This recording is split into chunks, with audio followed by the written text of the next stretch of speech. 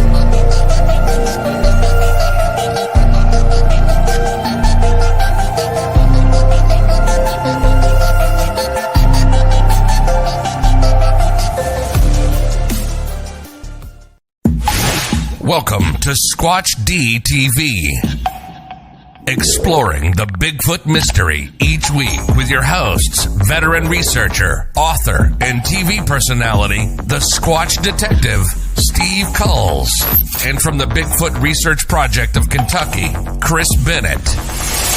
Sit back and buckle up as we bring you guests from around North America discussing the Bigfoot phenomena, but not without a few laughs too. Here are your hosts, Steve and Chris.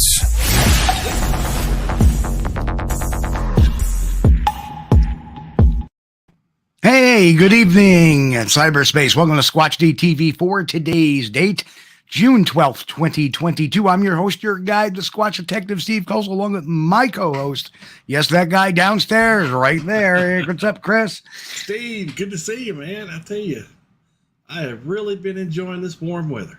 I hope you're getting a good bite of it in New York. Oh, not necessarily warm. I haven't had to have the air conditioner on in the last couple of weeks since that heat wave.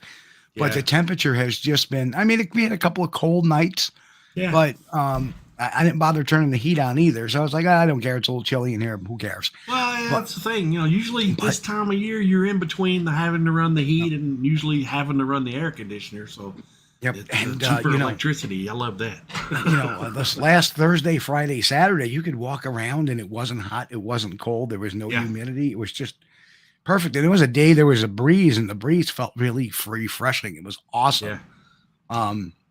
But anyway, let's get to saying hi to folks in the chat room. Hey. And here we go. We got John Swan in the house. Hello, John. Hello. He's the first one in today, and he turned the light on for everybody else to come in. We got Low Rider in the house. Hello, Low. Luke and Jeff Trifoletti. Jeff, my good buddy, how you been? I hope you are doing well, my friend. So, I love your Facebook posts. Keep them coming, brother. Patty Troy. Hello, Patty. Good to see you. Ammon, Chris. Of course, brought to you by Snapple. The Bat Mom. Hello, Bat Mom. How are you? Hope things are all well with you. Good to see you again.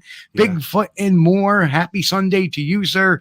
And Central Florida Bigfoot Matt. Hello, sir. Good to see you. Big Brian McMahon is in the house. Hello, Brian. Things are jumping a little bit. So Raptor Crazy. Good to see you, Raptor. Arthur Watch. Hello, Arthur.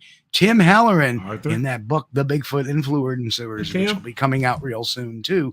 Looking forward to that. Hey, my buddy Steve, Bosax 3113 in the house. Hello, Mr. Palazzo. Good to see you, sir. And maybe later on we'll have you on to sing the Star Spangled Banner. Jay Fritz, hello, Jay. Lisa Galvin, hello, Lisa. Good to see you here. Glad you said hello, and this is your first time in the show. Welcome. If not, and you just never said hello, well, hello, and we're glad to see you've made yourself known. So that's what we got in here so far. And tonight's theme, interesting little topic, and it kind of popped into my head. And this is how these shows go sometimes. Sometimes I don't really think too much into it. Otherwise, things get convoluted.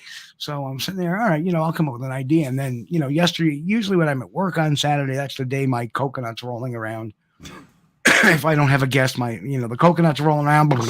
Actually, it kind of sounds like a bowling alley going on in my head. And I said, somebody had made mention. Too bad we didn't have a deck of cards. Kind of like, you remember when we had the deck of cards when the Iraq invasion happened, and all the bad guys were on the deck of cards. And that was given to me. So I was like, why not create a Bigfoot deck of doom? Now, we're not going to fill up all 52 cards. In fact, tonight, I think we're doing the first maybe 12 or 13 cards in the deck. And I'm sure there are probably a few people I have missed. One right off the bat. I had planned on it, but time today was just, so I didn't really have much time to put them all, the extra one in there, but it's going to be a lot of fun. But before we start this, another reason that really gave me is these wonderful playing cards, which I own a set of, is the bicycle Bigfoot. Now, I was never big into getting Bigfoot trinkets, but all of a sudden it just happens. So now I have a whole shelf, and I happen to get a deck of these cards, and they're made by Bicycle, and they are,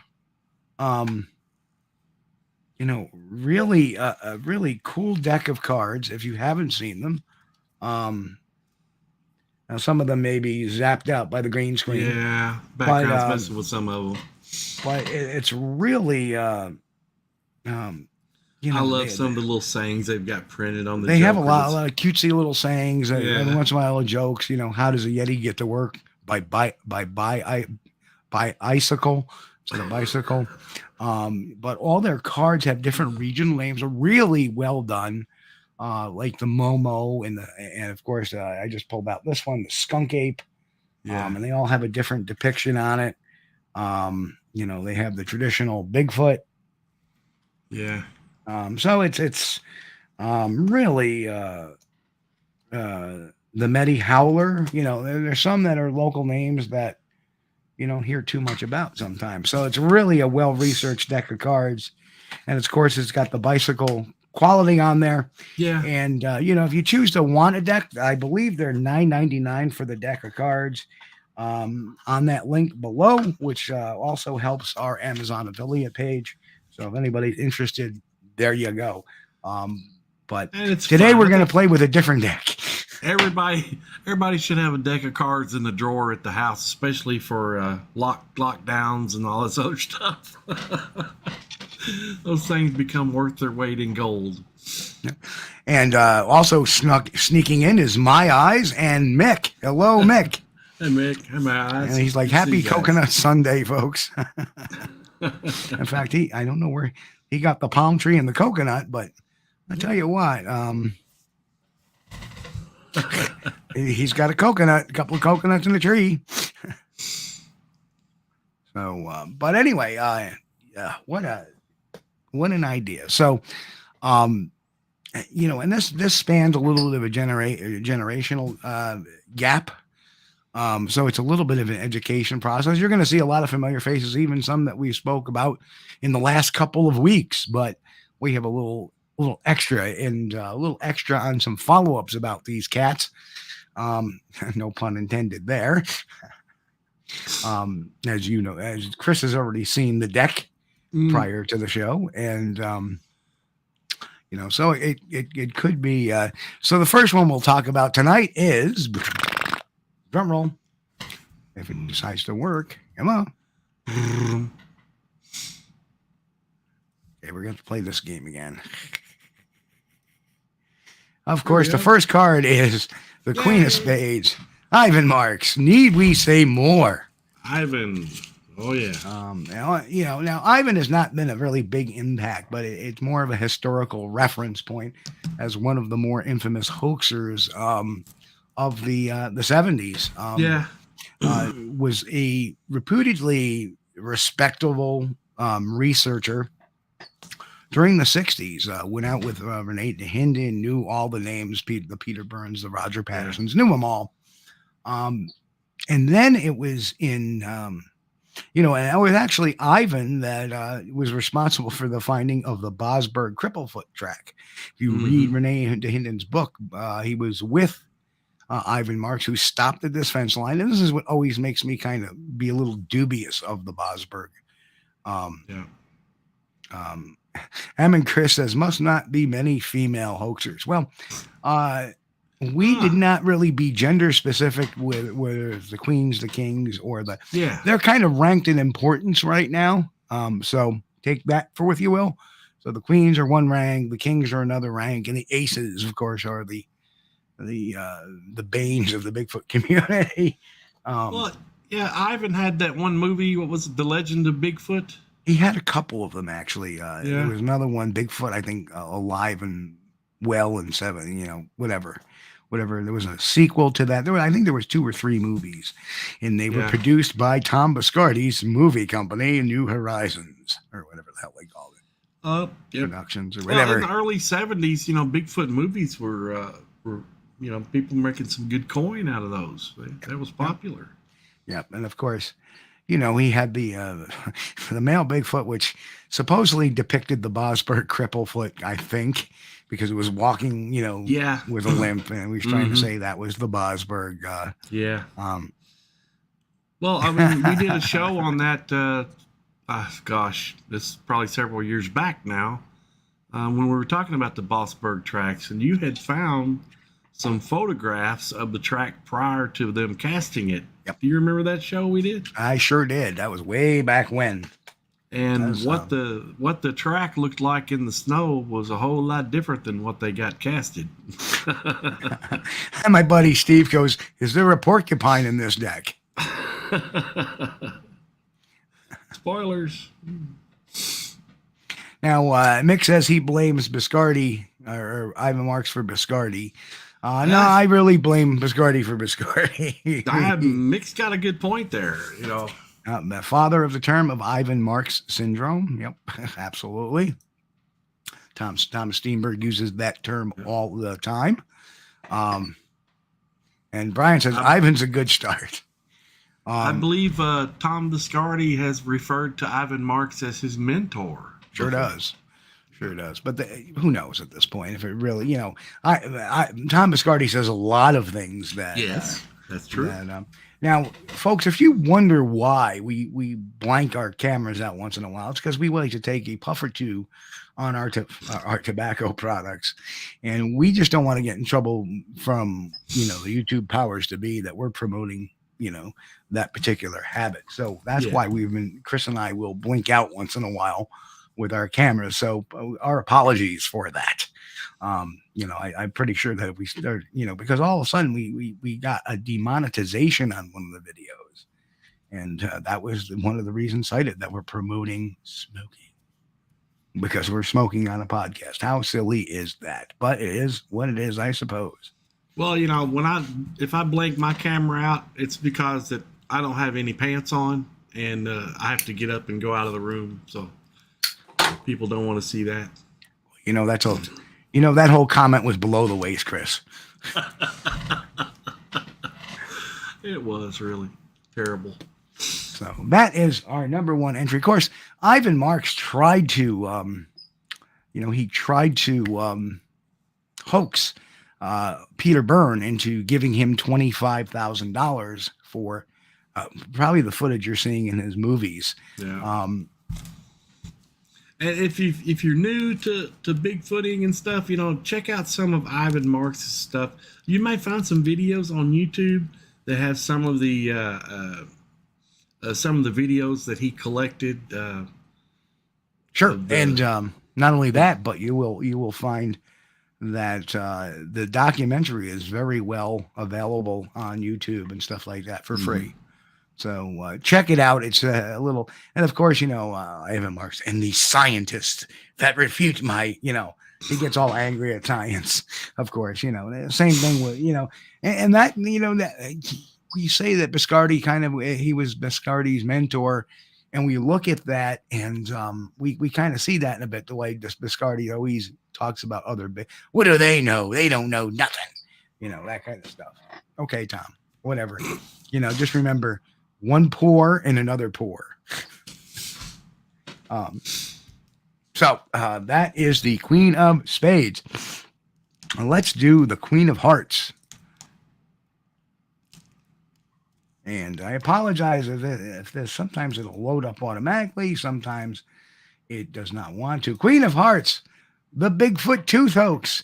And this guy from We Do It Outdoors, I forget his name because he's not really a big player, and that's why he's only a queen. Only recently, it looks like he has stopped his shenanigans for the meantime right now. A couple of years ago, he tried playing this hoax where he found a Bigfoot tooth. He's got some noises, like very clearly on it is a screech owl. And he's trying to claim that that's a Bigfoot or something. It's just some of his stuff is really. Now, was it? He owns a lawn service company. Was it to get more attention to his lawn service company? I don't know. But whatever the case is, he is not really doing too much. I think his last video was like 10 months ago. So he may be out of business, which is good because that's what we want to do. We want to cycle these people and get rid of them. And boy, we've got a couple. Well, we've got a couple of names on the list here today, which are going to be big surprises that they've kind of cycled out or they're cycling down. So that is a big tooth. It really is.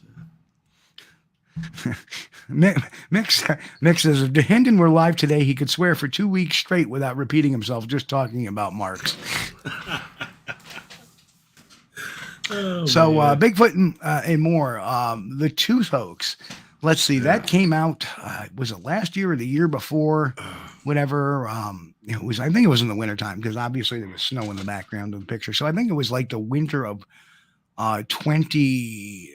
either the end of 2020 or the beginning of 2021, where this gentleman claims that he had a Bigfoot tooth and he sent it off for DNA, and he's got this video of him allegedly extracting DNA, which really you could tell that was a very flawed method of how he was, collecting that DNA. He wasn't using buccal swabs. He was just using like a small, very, very thin dowel to he's using that for the extraction. So definitely very, very interesting. We kind of called him out in the show. He got wind of it and he started commenting on it, which was kind of interesting. And after I kept asking him to answer the question logically and not get trollistic or start name calling, and he couldn't hold himself to that. So his comments got the boot and he got banned from commenting. So that's what happens. We have no problem with somebody disagreeing with a view on our comments, but don't take it personal. And if you make it personal, you're going to be shown the door. Simple as that. And your post is not going to be taken. And a lot of these folks here, we've had comments from their minions over the the last decades. So this is nothing new to us. So moving on, who should we do? The Queen of Diamonds. And here we go. This one, this is going to be one of our surprises for tonight. If I get this to load. Okay, so we're having an issue loading the pictures all of a sudden. There we go. Yay! So yes, Linda Newton Perry. Now, some years ago, over 10 years ago, she had made a promise that if the ESP team pictures are a hoax, I promise you I will immediately shut the site down. Yes. Well, it took her till actually I think 2022 or late 2021, but I don't find her site anymore out there. You can Google it; it's not there. And Good. you know, it's kind of funny. Some of her sympathizers will say, "Oh, well, you know, she's shutting the site down because people were, you know, calling her, you know, hoaxer and being hurtful." And yeah, okay, right. We're calling you a hoaxer because you're a hoaxer. We don't call people hoaxers. Yeah, we don't make. She was promoting hoax evidence and fakery. So hoax after hoax. Yeah, you can't hoax after hoax, and if you can't ignore that, and she's not really doing the Yep. Bigfoot investigation and the Bigfoot researchers any favors by promoting hoaxes. She sure is. Yeah, she's in the Coos Bay area, I believe. And she had some good ones, and Steve busted them wide open. Yeah. And now she happens to be in the Squatch Detective Hall of Shame. Sure if is. You want to look at some of those photos and stuff. Of course, you know, a lot of people don't realize if you post up a photo, even if you change it around a little bit, you can't fool Kulls. You can fool probably 99% of the people, but you cannot fool Kulls because he can go into that photograph and he could probably tell you who took it and what time and what they were wearing. I don't know. Sometimes, but, not always, but sometimes,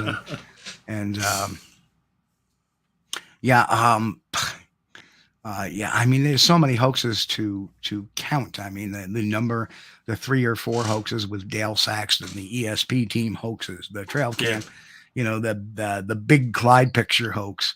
And then, of course, the biggest one that took storm a few years back was the Miller document hoax. Yeah. You know, which was a bunch of nice creative writing. Nice creative writing. A lot of people bought it because of the you know, obviously it was read off of some, you know, copied off of some academic site, not necessarily copied, but skewed a little bit from some academic sites. Yes. And, but then we found the real Dr. A.J. Miller. Yeah.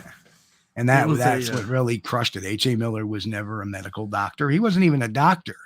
A.J. Miller had a master's in forestry, had nothing to do with medicine at all. Like she had claimed that he had a doctorate in this and someone had went to a lot of trouble and they had put a lot of work into creating a scientific paper. Well, that was probably her and her husband. To sound scientific, you know, and that's the problem. Yeah. Well, you know, but the whole idea was, and she left that photo of him. Here's Dr. A.J. Miller in his graduation photo from wherever. And I remember digging into that and speaking to with this wonderful researcher out on the Kitsap Peninsula, I believe she lives on, and she had it nailed down. She just wasn't sure. And then we ended up digging a little bit more, and we uncovered, you know, that yes, you got the right person, and look at this. So we can confirm it with this. We can confirm it with that. Right. And then all of a sudden, the whole floodgates. We found a book written by not Doctor, but H.A. Miller, and he even says in the credits of the book that he was a forester. So very cool how we debunked that whole thing, and it was one of those aha moments. And you know, that's the cool thing. You know, Chris, people ask me all the time why I do this, and yes, I want to vindicate the witnesses, but I've always said that, you know, with every investigation I compartmentalize it. Yeah. So if I'm able to take this and this is a hoax, and I work it out and I prove it's a hoax, to me, I've done my job. And if there's a feeling of satisfaction, especially when you get these big national things that are bouncing all over the internet, and then you're able to find that information and go, hey, this is bullshit. We ain't even talk. I mean, there's a couple of honorable mentions that we haven't gotten to. Jonathan Yeoman and Bob Garrett. We've busted those guys wide open too, but they were so minor and one-offs that I didn't add them into the collection right now, because Bob Garrett was a one-off, and then he had some shady, you know, business dealings. But we, you know, And then we have Yeoman, who had the Bigfoot peeper, and we blew that one wide open as well. And there's a lot of stuff, too. We don't go around picking fights with people that have Bigfoot experiences or anything. But when somebody starts putting out information as if it's real, then of course we expect it to be real. But now there's also this other niche out there of Bigfoot for entertainment, which was a lot of fictional stuff. And that's fine as long as they say, well, this is for entertainment purposes only. That means, okay, it's fictional. All right. But if you start putting out fake stuff like a picture of Big Clive or Clyde or whatever. Big Clyde, yep. Yeah, and it's obviously a screen cap from the movie Sasquatch: The Legend of Bigfoot. Then, yes, the 1976 film. Yep. Yeah, you can't expect people to sit by and say, "Oh yeah." Well, and it was so funny. She came out with that statement. My promise: if the Emory DSP team pictures are fake, I'll shut this website down. Blah blah blah. And we proved it. Every single one. Yes. And of course, what does a hoaxer do that created the hoax? Well, I don't see it. So you're either a hoax promoter or you're the hoaxer yourself. But over the years, we had gotten so many pictures that she had put these stories up, including the use of Tim Fasano's footprint that he found down in Florida, trying to make claim of that, saying, "Oh, we found this in Oregon," and she screen capped it off of Fasano's YouTube video. Stole Tim's print, and of course she talked to Tim and said, "Oh, well, somebody sent that to me," and seems like people are sending you a lot of crap, and you just posting it up without any. She claims to be a newspaper or a journalist and a writer. And she does no verifications, no backgrounds, which is the basics of being a journalist, is that you need to reference your sources and cross-reference them. So her explanations never Fuller, flew. hi, Don. John Ayers, hi, John. And we got a ton more. We got Nani White Wave Running Mouth. We got Jen in the house. Joe is in the house from Western New York Bigfoot. Something to Sasquatch about. I think we said Jen already. Life is a Flyway is in the house. No need to apologize at all. The house is crowded tonight, which is a good thing. You guys are popping in right and left. We love it. Yep. Love to have you, everyone. Excuse my squeaky chair. Sorry. Oh, that's okay. My chair is starting to. This stool I'm using is I don't use. It's kind of funny. I don't use my desk chair when I do the show. I have a podcasting stool with a back on it, but it's got a small back on it, so you can catch the green screen behind me, and it elevates me a little higher than my. Otherwise, you'll be looking down at me. Yeah. I kind of can get in the camera a little bit easier this way. So, but I don't know if it's squeaking a little bit or not, but and it's also a little smaller in size. So, with the green screen and everything, and I've kind of adjusted things that I can move my green screen out a little bit more. So I got a lot of room, a lot of playroom in here now that I didn't normally have when I first started doing this. So, the green screen's always fun. Okay. The next one is the Queen of Clubs, and we know who that is.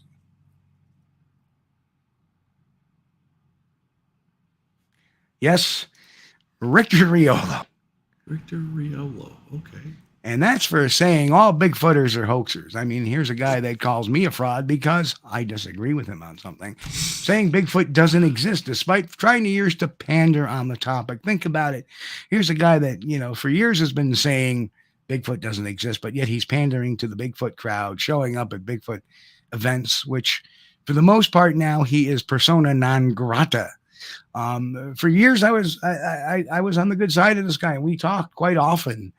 And but people kept warning me, Steve, Richter has a habit of stabbing people in the back. And guess what he did? When I didn't agree with him over something, over that whole Russell Accord statement, what allegedly he said to Richter and I, and it turns out after talking to Russell, he explained what he meant, and it made sense. It made entire sense, And when I talked to Richter about it, he was very quiet about it, but did not argue with me. And then months down the road, he comes out on the attack and with all kinds of crap. And, so I don't really know Richter, but why was somebody that doesn't believe or doesn't think Sasquatch or Bigfoot exists, why would they go and hang around Bigfooters? Are they like in it for the people or what? I don't understand. I just don't get it. He, so he can have a show, so he can get his little internet fame. He was on the Bigfoot Bounty. He got kicked off after the first episode. And since then, he's been a jilted type of guy. But he's also the type of guy that used to say he was in fear for his life with Rick Dyer, but then he meets up with him in Las Vegas and goes out with him, and then goes out with people like Justin Smeha and stuff like that. So all these people he's calling hoaxers, he's running around the field with. So, all I can say is hypocrisy, hypocrisy, hypocrisy. And frankly, I'm not going to stay too long on this topic. But if you ever watch any of his videos, like if there's any stills, he alters people's appearances by taking out some extra teeth or by making them look a little, darker or sallow, or find them at the funniest type of ways. So, right back at you. So a little bit of mustard or something. What is that? Okay. I don't want to speculate. Okay. Me neither. Yep. Okay, so let's get into, speaking of which, we mentioned this guy once already. And let's see if we can get this to pull up. Hang on, we get it. Oh, hang on a second. We're having a little issue with the computer for some reason again. Those picture files are pretty big. No, hang on. I'm gonna wipe them all out because. There we go. I'm going to have to wipe them all out because it is definitely not working properly. So let's see. Of course, like the fifth click on this, we're finally getting it up. Of course, Rick Dyer, need I say more? Yes. Rick, the King of Hearts, need I say more? Yeah, he needs his place on a card. He's a sweetheart. But for the most part, he is done with Bigfoot. So, well, I don't know. I mean, he may as well be, because, how could anybody? I was shocked. I'll tell you what he did. He shocked me, because on the second time around, when he came up with what was his body the body hoax? What was that guy's, the Bigfoot's name? Hank. When he came up with that Hank body hoax, and people actually bought it. This is the second time. I'm like, oh my God, I could not believe it. How could anybody? It's like lightning striking twice. So I don't know if he could get away with it a third time or not. I don't think he could. Surely to God, no. Surely. No, and he was building up to that a while back. Yeah. With these couple of used car guys, and that did not necessarily come out. Well, the reason why he is not the ace is because it's been, when was the last hoax? 9 years ago. Yeah, it's been a while. Nah, it's been a while. So that's the reason why. 2008, 2013. And, my father used to have a saying, and don't sell your cabbages twice. And, and if you're wondering why, if somebody told the same joke over again, he would say, don't sell your cabbages twice. Yeah. And that's exactly what Dyer did. Don't sell your cabbages twice.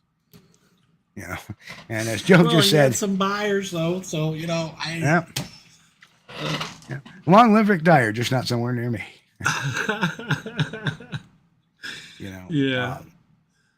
So who knows? So let's get to the King of Diamonds. Okay, we're trying. The Squatch Master, Jeff Patterson. Okay. Yeah. So, yep. And now that guy has years of fakery. We've called him out. Tim Stover from Ohio has called him out on the tree shaking video where he had taken a very dark, kind of picture of his son shaking a tree, claiming it was a Sasquatch. Right. He's managed to get on a couple of TV shows with his fakery and his blob squatches, and then his audios that He claimed were a Sasquatch talking, but when you reverse them, it was just a matter of being a radio transmission, maybe off a scanner or something. Yeah. Played in reverse. Yeah. And he claimed that was Bigfoot talk. And then when that was debunked, saying it was, oh, well, you've just proven it. Whatever it was paranormal. It was demonic. And that's why it was speaking backwards. So he completely shifted that story.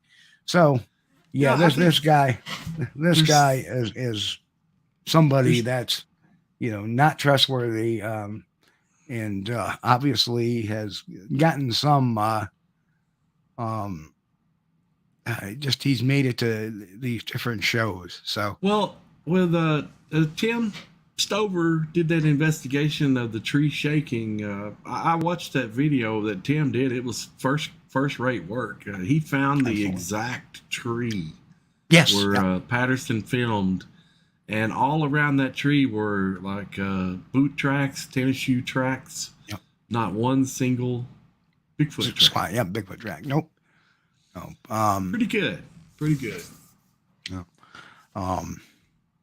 Yeah, just amazing. And I believe he's in the Squatch Detective Hall of Shame as well. So now he just made a comment. I believe he is in there too. Don Fuller says lots of Pattersons hoaxing. Well, this Patterson is with the double T. Now it's kind of funny. We talk about,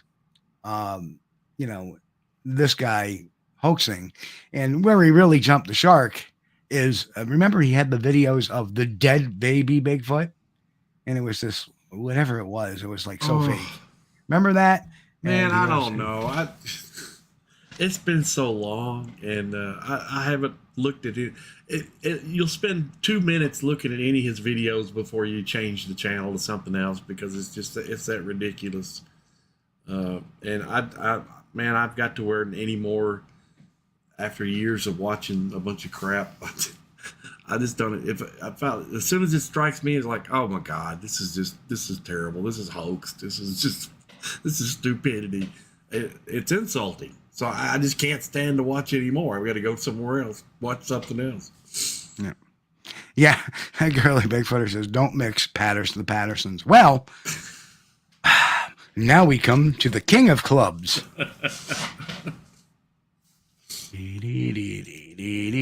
Bing! Mike Patterson with one D. There he is. So yes, we have the other Patterson here in the hoax collection, Mr. Mike Patterson of Sasquatch, Ontario. Yeah, this was the fake audio recording, right? Yep. Yep, and he claims he's communicating with them as well. By having somebody mimic a way of talking by speaking while they inhale air rather than... Yes, that person was Daryl Strum.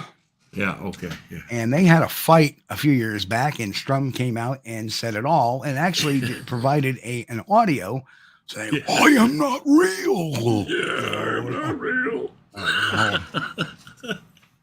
So, yeah. Bigfoot is old.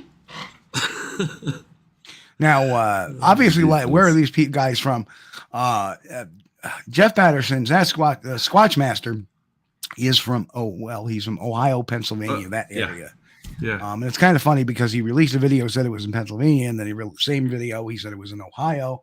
And then it shows up on one of those reputable TV programs, such as, Paranormal Caught on Tape, where. Yeah. That's right. Yeah, he was. He had some of his stuff was shown on TV on some shows. Yeah, I think he was on Finding Bigfoot as well, where they kind of debunked his stuff also. Yes, he was. He was on. But so and of course his whole thing is, well, I've been on this show and that show, and trying to build a resume, but he was shown for evidence that was crap. He was featured on the show, busting a hoax. I don't know what that does to your reputation. It seemed like instead of elevating it, it would probably drag it down hurt through it the a little mud. bit. Yeah, I would think so. And of course, Steve's favorite video is the gifting bowl one. It would have been better by means of communication if he used a gifting bowl. I like Steve's idea of the gifting bowl. He gets like iPhones and stuff. I sure do. Oh, man.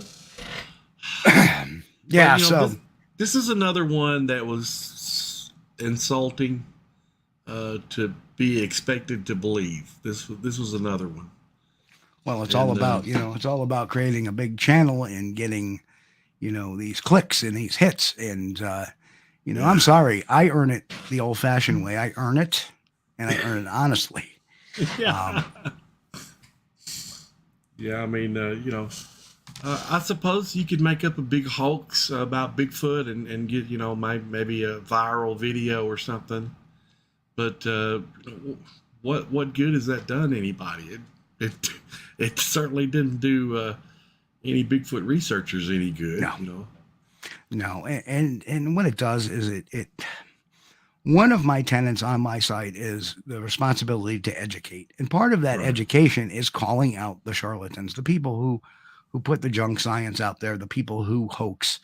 I feel that's very important because we don't want the public miseducated about this topic. It's bad enough that we get a bad rap that, Bigfoot, and then you got these knuckleheads on this deck of cards putting this crap evidence out, especially like him saying, oh, yeah, or I know, yeah, that's right. Where Dr. Johnson has Zorth and the Janu, Mike Patterson calls them the Nephrata or the Nephrata. That's what he calls them. Oh, they're the Nephrata. And it's amazing. Well, somebody's lying here. Patterson says they're Nephrata. Johnson says they're Janu. Kwani Lapsaritis, who we talked about last week, he says there's something else. The Sasquatch people. Who's telling the truth here? Nobody there. Oh boy. Yeah. So yeah, very very interesting type of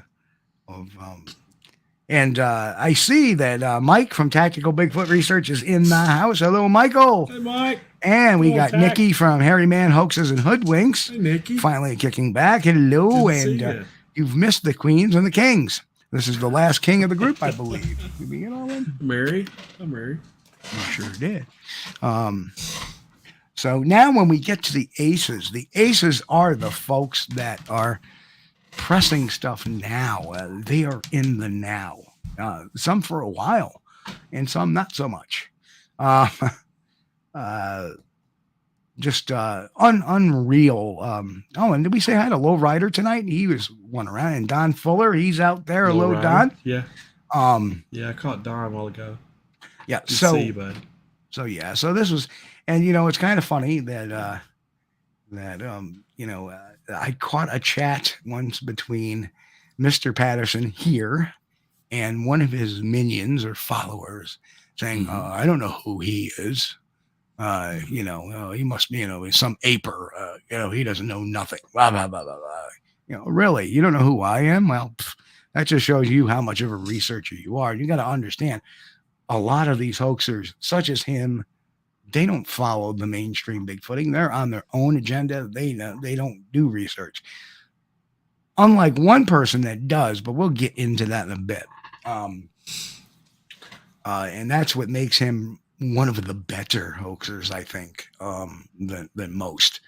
But yeah, this guy, but his little minion that was commenting, her subtitle on her Facebook page is like the Sasquatch Whisperer. Okay, so you're one of those that, I have all these interactions with Bigfoot and yada yada yada. But not a shred of evidence. Yeah, that would be nice. Now you see, Joe says my life isn't complete unless Biscardi's in an ace. The problem is that Biscardi maybe 5-10 years ago was on an ace. Not so much anymore.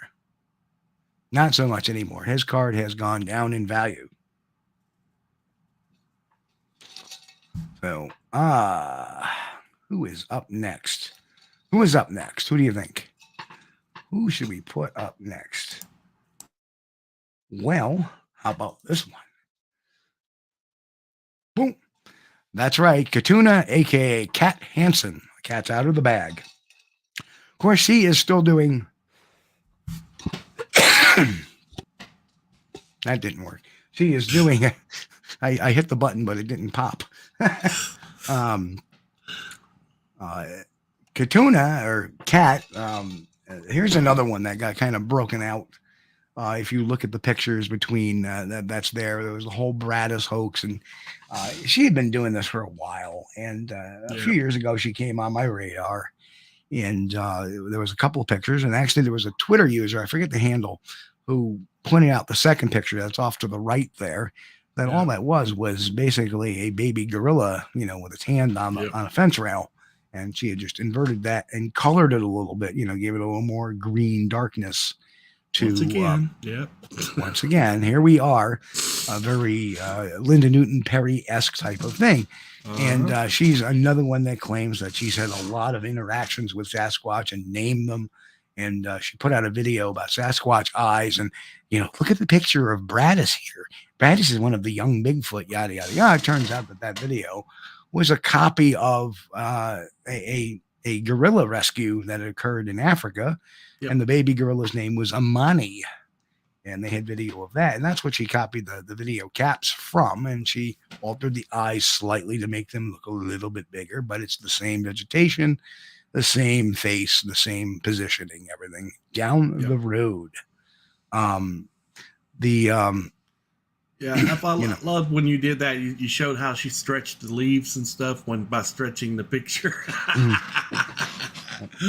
Oh man, that's so hilarious. It's just like those. Instagram where people put their body photos on there and then they edit themselves so a picket fence, a straight rail is crooked. Well, here's the other interesting fact too, is for years she was using different photographs of this particular Eastern European folk singer in place of hers. Yeah. And turns out, when I started doing research, that Katunia Hansen, which is a real name, and she is the only Katunia in the country. And that search was done using my investigator databases. And it was simply started as Cat Hansen. And the only name that popped up in the United States was Katunia Hansen. Yeah. And guess where Katunia lives? Not where she claimed to have lived, out in the Midwest, where she was having all these communications and interactions with these Bigfoot. She lived in Connecticut, which by and far is a very urban suburban state. So here she is. Bigfoot activity maybe not as common there. So the cat's out of the bag now. Now she is vlogging not so much on the Bigfoot mystery so much as anymore, but she does talk about cryptids and all this other kind of new age type of stuff, spiritualism and tarot and all this other fun games and stuff. She had another picture listed other than this one, right? Well, this is her. This is actually her. This is off now. She's using the other her picture better. Yeah. Chris went there, not me. Yes, I know. I'm not one to talk. I'm sorry. I know. I'm sorry. We both have faces for radio. She has hair. I don't even have hair, so I can't complain. But I got. I don't know if that's hair. It could be a wig too. I got a boss goatee here, though, Kat. So hey, I got you beat, baby. She kind of looks like you, actually, just with hair, less a beard. Well, that's what I did look like before. When I was clean shaven and I had hair. I mean, we could have been twins. But truthfully, she's just vlogging now, and that's actually the real Cat Hansen, who's been having all these interactions all over these years, and yes, so I don't think she'll be necessarily doing this for so much. I'm just kidding, guys. Okay, I know I'm not handsome.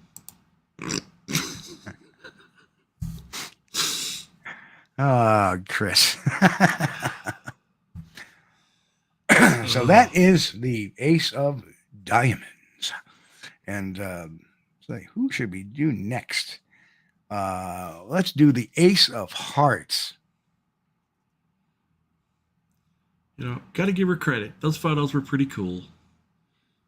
Ace of Hearts. Oh, there he Mr. is. Clickbait Steve Isdall, a guy who knows everything about there is to know about Bigfoot within a year or two, but yet never does any research in the field, or that we see, puts up pictures of other people's stuff, like the Mark Zasky hoax, and some anomalous picture of a footprint in there trying to claim, hey, you get up one morning and you find this on your trail camera. And doesn't answer any questions at all about that after the fact. You know, just let people wonder, oh, look what Steve got. Look what Steve got. Oh, Look yeah. what Steve got. And then this is what you get. And then he posted another day a picture of an alleged Bigfoot print that just looks like a cinder block or something was there. It's so square, flat, none whatsoever type of motion range. Like it does not look like a dynamic footprint, because all prints in the ground are dynamic. So there should be some dirt movement or debris movement towards the direction of travel. Yeah. And as a tracker, he's so good, he should know that. But what he's counting on is our stupidity in our or his minions just lack of accepting whatever he says. Well, not so fast. You ran into a community that does not accept everything you say for word, nor should I expect everybody to accept what I say for word without doing your homework. Yep. And check it out. And that's it. People turn around and is he narcissistic? I don't know. I haven't watched enough of it. He certainly does seem to keep it all about him and all about his skill, and how nobody else has any skill but him. Normally. Yeah, he's got an entertaining channel, and I think that's what it's about. Mostly it's Don, you are correct. I said Mark Zasky. I meant Mark Anders. Thank you for correcting me there, Don. Yep. I did see some videos that were made kind of poking fun at him when the one guy was standing out in front of I guess he had a green screen with a big mountain behind him, and he was holding a rifle, talking, and you could tell he was pointing, making fun of Isdall, but it was pretty hilarious. But I think some of his scenery he's got in his videos is really great. So for entertainment value, if you just like the stories, maybe okay, but not so much in real world. Yeah. Mick says, by the way, Mick says, Chris, don't be so hard on yourself, mate. Play with me, 24 high octane beers, and I'll take you to the prom. Oh man! Yeah, and mind you that the picture he puts up as this alleged trail cam photo on that Facebook post, that infamous day, is the Mark Anders photo, not the Mark Zasky photo. I stand corrected. Just so many names are floating in my coconut, but that is Mark Anders, and that is a hoax. And in fact, we had exposed them another Mark Anders hoax, the NVTV video that they were trying to pass off. Yeah. As another hoax. And boy, I'm thinking we're gonna get a lot of hate for this show tonight, aren't we? There are going to be some comments, yes, or maybe a lot of thumbs down, but that's okay. Don't care, because you know what? We're not in it to make friends with the people that want to blindly believe in things. We want to cater and entertain and educate the people that want to learn. Right. Yeah. The people that in turn can give us a bit of education. And, like Don corrected me there, and I'm glad you did, because I was incorrect. And we always want to try to be 100% of the time. Of course, that never happens. But, the amazing thing with these people is they believe they're 100% correct 100% of the time. Right. And that is the difference between these guys and us. Have you ever heard, and we'll get into this in a bit, but so the people I've shown behind, have you ever heard them admit a mistake? Except Linda Newton Perry, because she had gotten caught. saying, "Oh well, Mr. Fasano, I'm sorry, somebody sent me that." That's the thing. See, she didn't actually admit that she had made the mistake. It was somebody else. She shifted the blame to somebody else. And that's what they'll do. Rather than say, yeah, you know what, you're right, I'm wrong. You will never hear that. Never. They're going to say, well, you're right, but it's because this other person did something. Not me. I'm not still me. right. No. It was like Biscardi's involvement in the 2008 hoax. Yeah. Oh, they duped me, or the 2005 hoax. Oh, they duped me. You know, it's always this excuse. Yes, we trusted them, and they made a mistake. I made a mistake in trusting them, and that's why it looks bad on me. But I only had good intentions, and so it's that kind of attitude every time. Right, and of course, that's the one thing you would expect from people who, there is a very similar. There's a similar line among people who create cults and who create followings based on hoaxes and lies. Right. If you think about it, a cult is created on hoaxes and lies, as is, the rest of these folks. So it's very similar paths, and they attract people that are narcissistic, that are people that have, sociopathy, sometimes even psychopathy. So you have a bunch of different people that rise to this occasion. Now, me, I've just been a type A asshole all my life. I'm an investigator, so I want the truth. So, am I narcissistic? Chris, you've met me in person, and I may seem like on a high horse when I'm on the broadcast or even when I write, but anybody that's talked to me in person, am I a narcissist at all? No, not at all. Farthest thing away from a narcissist. Hey, and thank you, Jeff. Jeff just sent a $4.99 super sticker. Thank you, sir. Appreciate it. By the way, if nobody knows Jeff Trifoletti on Facebook, he makes some great leatherworking products. So check him out too. Great guy, Jeff. Work buddy of mine. So it's kind of funny, and it's good to connect with him. It was years ago. So thank you, Jeff. We love having you here too. So proud to have you, buddy.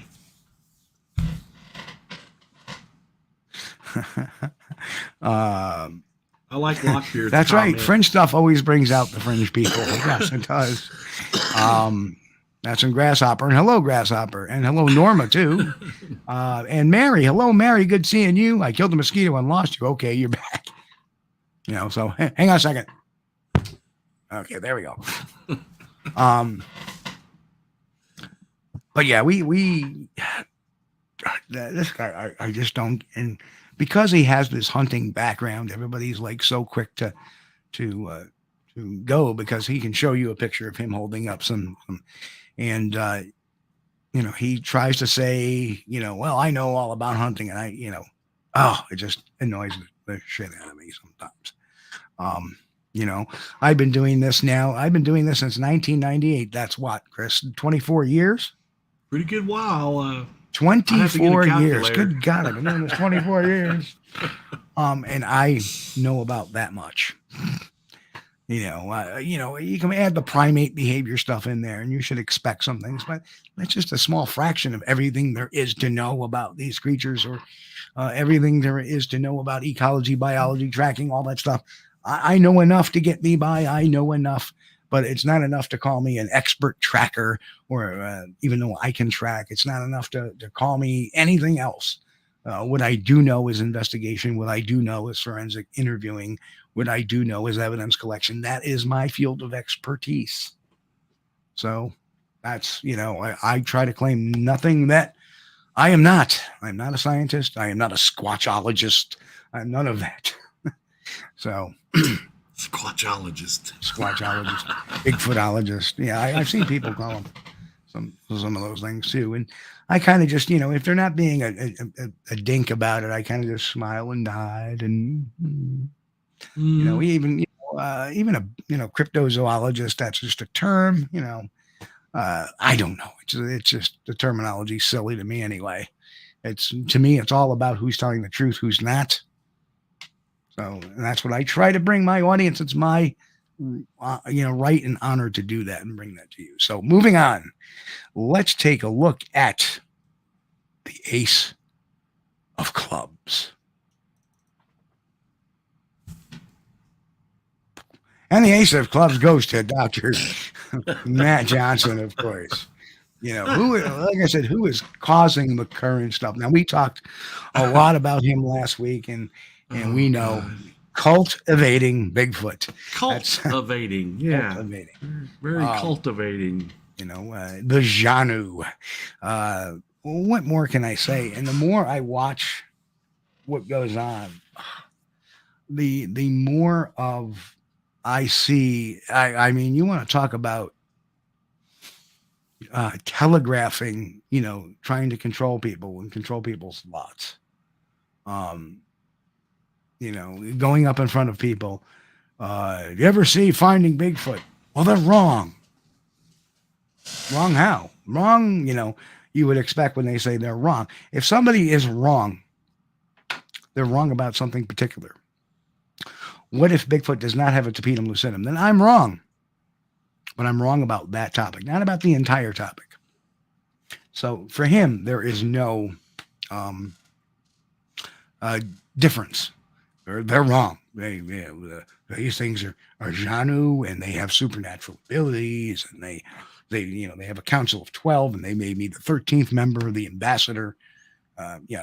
This kind of wild stuff. So it's almost funny, but when you get into it to where the guy died from not taking his blood pressure medication or stuff, I'm not really sure. I kind of want to veer away from exactly what was wrong with him. All I know is that he was ill. Yeah. And then it may have been cancerous. I don't know what the exact situation was. You don't really stop people from taking their medication because magical Bigfoot leaders is going to cure them. I don't know if it was forced upon him to do that. No, I'm sure. I can't blame 100% Johnson for that. I can blame him for putting the idea into this man's head. And sometimes when you're, if it was something like a cancer where you've been getting beat up with radiation and chemo and all that, and it's not working, and now you got to go again. I can understand how that can wear a body down and wear a person's mental status down to the point where they're saying, let me just try this. Just like there's people that try homeopathic cures for cancers, or homeopathic cures for anything. The bottom line is it this guy's fault? Unless he said, the religion of the Janu forbid you to take any medication, it's not really his fault. Other than the fact that he said that the Janu can heal people. So it's not really his fault. But he's got plenty of testimonials of people claiming they have knee injuries and the knee injury is now better and stuff like that. We've seen that. I personally, though, I tend to hold him responsible for that action, just as sure as the Heaven's Gate cult leader talked everybody into drinking their poison, whatever it was. Yeah, Chapel White, I think his name was. Yeah, Chapel White, yeah, Chapel or something like that.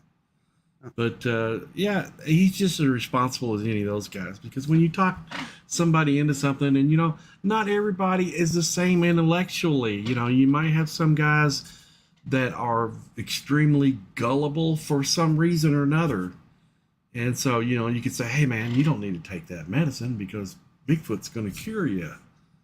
Or but and we don't have the evidence to say that though. Right. So that's why don't know for sure that he. That's why I don't like entertaining that idea. Yeah.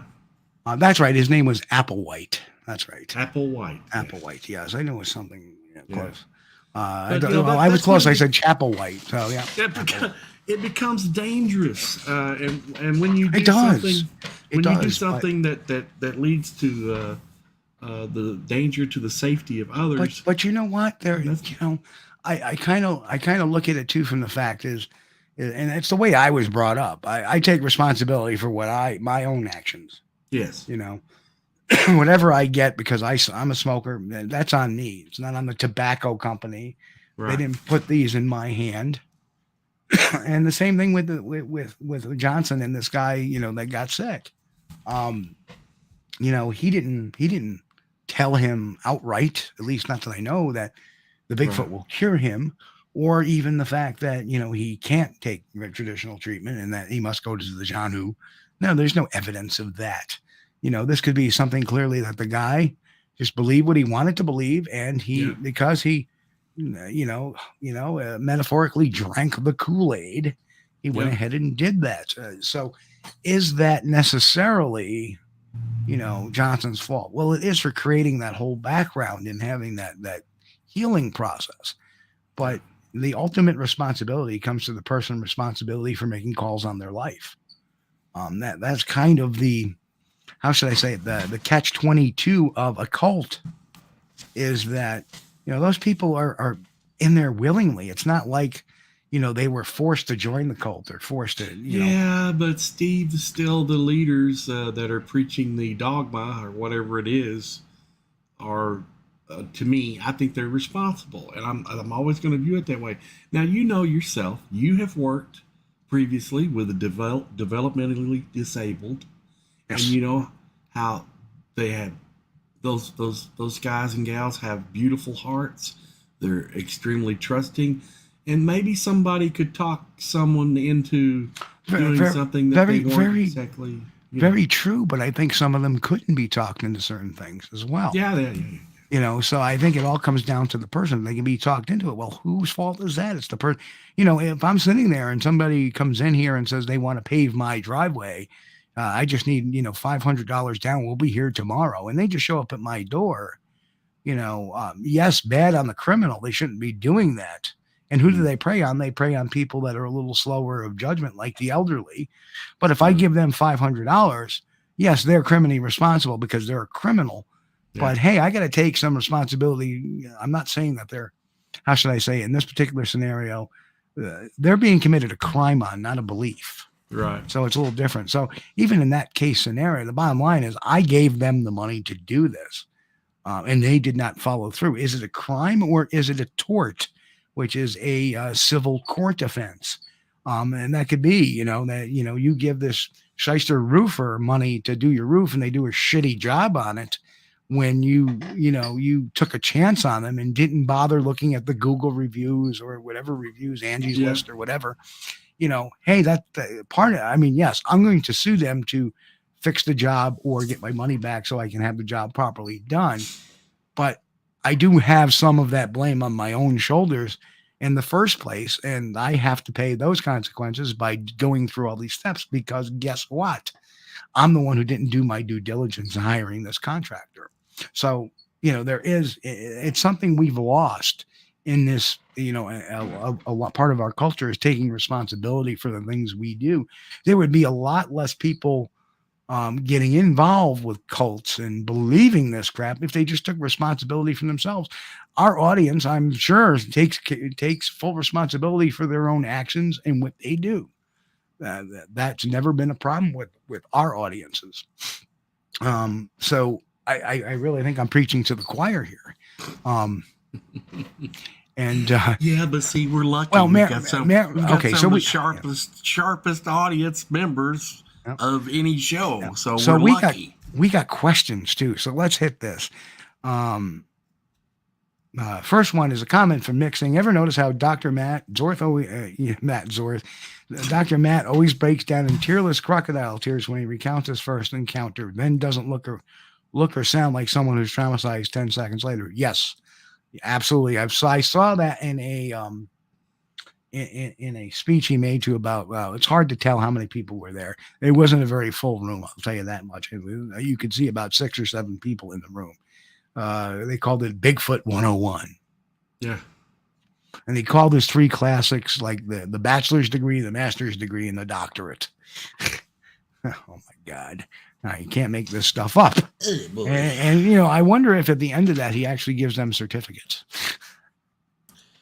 I don't know. Raptor Crazy question. Didn't this guy pass away like a couple of years ago? Yes, I believe he did. It was either, either a year or two or maybe 3 years ago, but pretty close.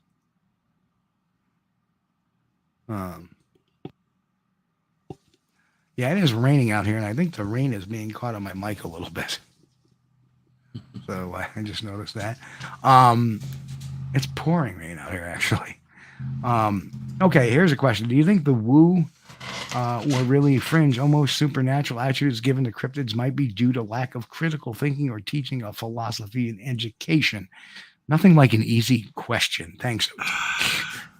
And hello, by the way. We didn't see you sneak in either. So here's my thoughts on that. I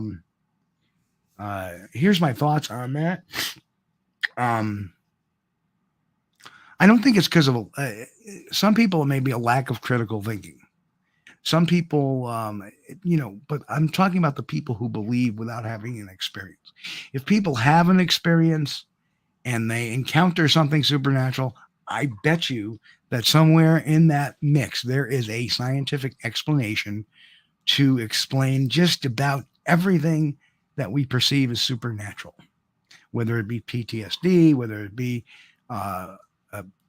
post-traumatic amnesia, whether it be, whatever in their mind is trying to fill that void. I don't know for sure. There's nothing I can prove to that, but I'm sure that there is an explanation that can explain that type of phenomenon without it saying, oh, well, Bigfoot's an alien or Bigfoot's coming out of a portal or Bigfoot's a Nephilim or any of those explanations other than Bigfoot is a primate. And it depends on the individual. I, was very well prepared. I was researching these things for, at the time, 13 years before I had my first eyeball. There it is right there. And, 150 feet away from me. That is, I was still traumatized. You can see me in that video that I've shown where I'm a little like, wow, it was standing right there and it was just looking at me and, there was trauma, but because I was anticipating that being there, it did not, envelop my whole mind, and I didn't start seeing Bigfoot around every corner. I didn't hear a bump go, oh, Bigfoot. I mean, I've stood next to people in Kentucky, not Chris, but in Kentucky that hears, who cooks food? Here's a barred owl, and the guy goes, oh, that's Bigfoot imitating an owl. No, that's an owl. Yeah.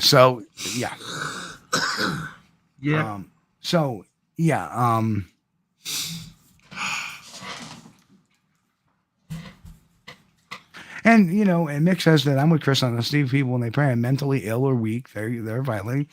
Right, I do believe that, but if they put forth this, it's the culpability. If he's not forcing him to do it, then really there's no culpability in it other than, it's immoral.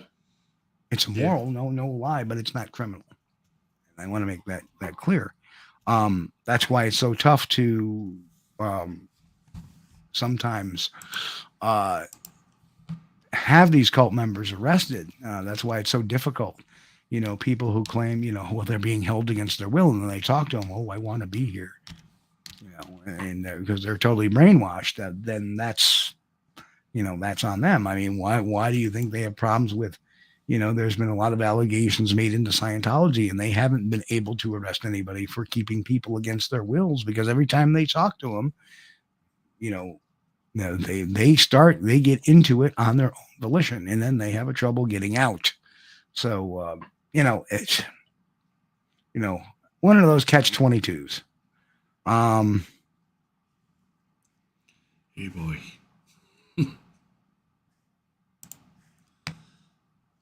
So let's get to another question. OT says, I'm also talking about the non-experience.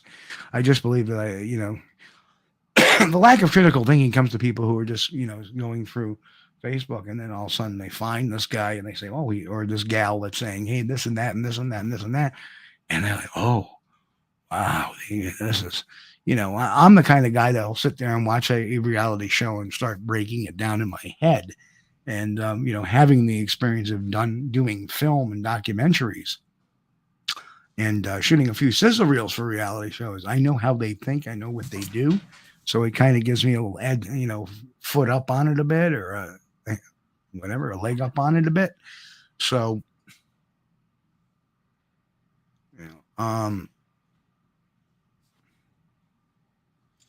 well, a hyena killed in Virginia, I'm not familiar with that, but, is it impossible? No. It's very possible that could have happened, but, that's why we do the critical thinking and the investigation. Could have escaped. Yeah, but then, were there any zoo escapes? Right, yeah. Yeah, it didn't, swim across the water from Africa or something. There had to be some way it got there. Yeah. So Mick asks, ever hear a Bigfoot imitating a Sasquatch? I think so. I have, yet he has a distinct own sound. You get see what I did there, Yeti? Yeah, Yeti has a distinct. But now there are people, and you can't fault them, that were raised, in urban areas, and they might not be familiar with all the wildlife sounds because they haven't been out in the woods. And if they hear a coyote or a barred owl or something, then they might, or screech owl, they might tend to think, oh my gosh, what is that? They don't know, so they associate it with Bigfoot. But, with a little research and a little education, and you figure out, hey, that's not really a Bigfoot, that's an owl. But you got to be willing to put in the effort. So, Low Rider's taking a shot at Lockbeard in chat. Am I gullible if I believe that Lockbeard can communicate with turtles telepathically? No, you are completely gullible if you believe he can communicate with turtles telepathically. Remember, only tortoises have telepathy. Anyway.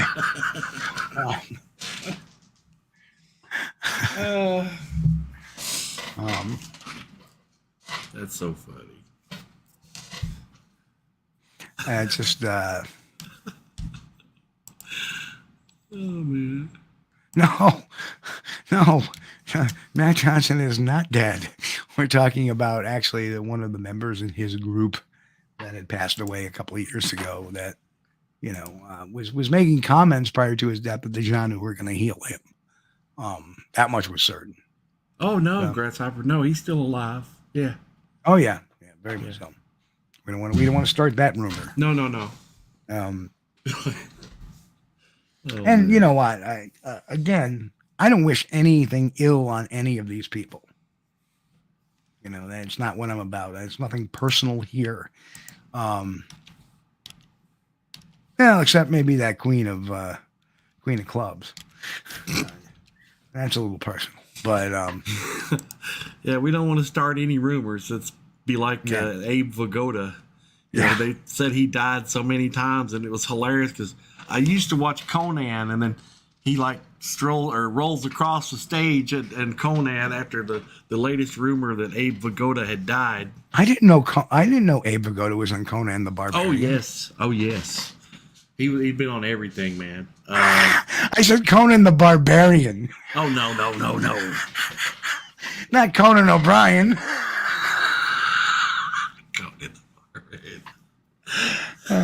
It was so hilarious because those rumors would come out, and then they would just show him, off to the side of the camera rolling by, just to show that he's still alive. Well, it's kind of, it's bad when Chris kind of just automatically ignores me because I'm coming up with a silly or stupid statement. I'm sorry. It never occurred to me you were talking about Conan the Barbarian. My bad. I didn't know Abe. Yes, he was the guy that brought the urination pail to everybody. Yeah.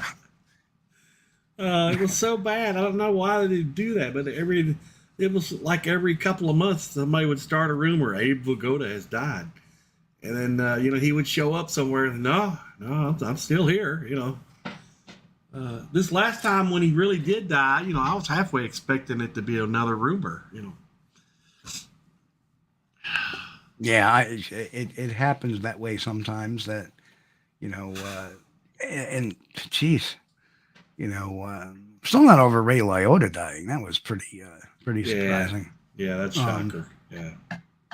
But well, are we ready for the Ace of Spades? The last one for the night. Who could it be? Who could it be knocking at my door? Go away. I don't want to see you no more. Anyway, you can all boo at me for singing. I'm sorry. Apologize. Here it comes. Boop. That's right. Ah, yeah. His beard is weird. Many faces of Bigfoot. That's a shocker. People are going to be saying, no. But, well, the other guy was not really relevant lately, so. Yep. Yeah, he's kind of mellowed down a little bit, but still not, he's still popping up every once in a while. Oh, man, you didn't have my favorite on. Oh, yes, it is. It is. The Muppet Squatch is on there. Okay, my bad. Yeah, the Muppet Squatch is there, Okay. and we have, Blinky and, of course, his dad. Yeah. For sure, all three. Why? How come all his pictures of Sasquatch are just of, like, the neck up? We don't get a full anatomical shot. Why not? That's kind of the critical thinking. How about years ago when he first started that, he had bags full of Sasquatch hair that he was sending off to be tested. And then his excuse is, well, somebody broke into my house and took my Sasquatch hair. I'm sure somebody breaks into your house. That's the first thing they look for. Yes. Is they break into the house. Okay. Like if my house is broken into, oh, this guy's a Bigfoot guy. Where's the Sasquatch hair? Yeah. Never mind the TV. Never mind the computers or the cameras or the $1,000 in electronic equipment. Where's the Sasquatch hair? Gotta get that Sasquatch hair. Kind of reminds me of the scene with Borat. Get the pubic hair. Can I pay in pubic hair? Oh my goodness. Yeah. Hilarious. But Yeah. in case if you haven't caught the Hall of Shame post on the Squatchdetective.com for Mr. Standing, you ought to check it out. Steve's got some good explanations in there. Those photos. Oh, yeah. You still got the photos in there, right? Oh yeah. He's the Hall of Shame, absolutely. And also, if you want to check the videos that I put out on Todd Standing on this channel, they're there. Yeah. The number one watch video was the first video I put out on Todd Standing. Raptor Crazy said, I got blocked from Todd Standing about 8 years ago when he was alive. He is alive. I don't know why people think he's dead. These are not dead people. Oh, well, maybe when he was live. Oh, live. Oh, yeah. Live broadcast. Yeah. I don't want to start another rumor. No. When he was live years ago, he was talking about this female Bigfoot blinking eyes, and I said, you're a puppet master. Then I got blocked. Well, yeah, there's a good reason why. It was a puppet. It's a puppet. You called it. Sources that I have said that the eyes blinked when it was, there was a tube that when they blow into it, it would make it blink. So I don't know. I don't know how true that is, but it, a lot of the other stuff, the same source said that the Bigfoot in the last picture with the wrinkles on the brow ridge was actually his dad. Yeah.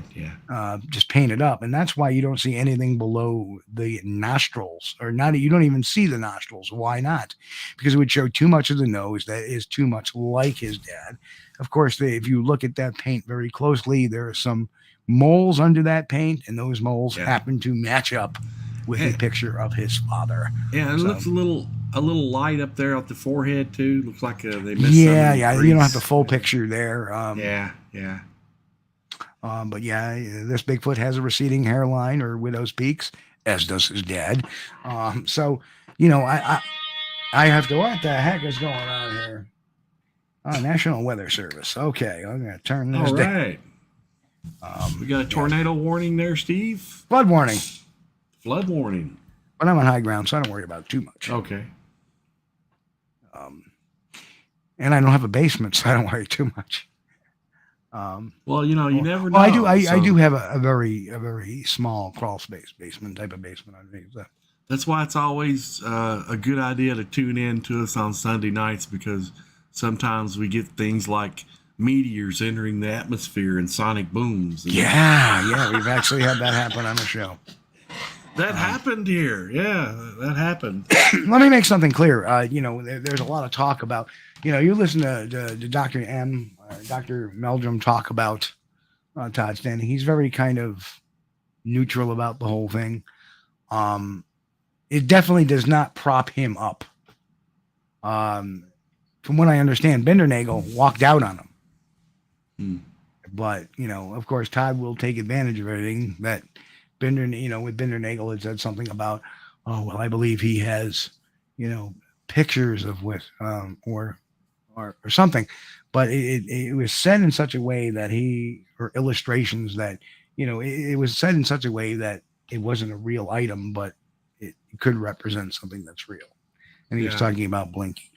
And that's right. Bigfoot Society comes in with a Obi-Wan and Anakin reference. Anakin, I have the high ground. There goes 2 arms and a leg. Yep, right on. You got to remember too, though, when arm and a leg. When Dr. Meldrum is speaking about somebody like for a documentary or something, he's going to tend to not throw them under the bus. It's going to be, you're going to get, if you ask him a question like that, what do you think of so-and-so? You're going to get the academic answer, which is generally dancing around in neutrality. I notice that, he does have a lot of evidence, and some people say that some of it's not correct or real, but, they form of opinion as I'm neutral, and I don't want to say one way or the other is what he's really saying.